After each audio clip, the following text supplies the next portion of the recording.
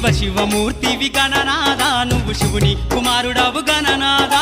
శివ శివమూర్తివి గణనాదా నువ్వు శివుని కుమారుడవు గణనాదా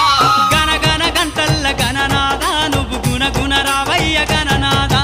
శివ శివమూర్తివి గణనాదా నువ్వు శివుని కుమారుడవు గణనాదా శివ శివమూర్తివి గణనాదా నువ్వు శివుని కుమారుడవు గణనాదా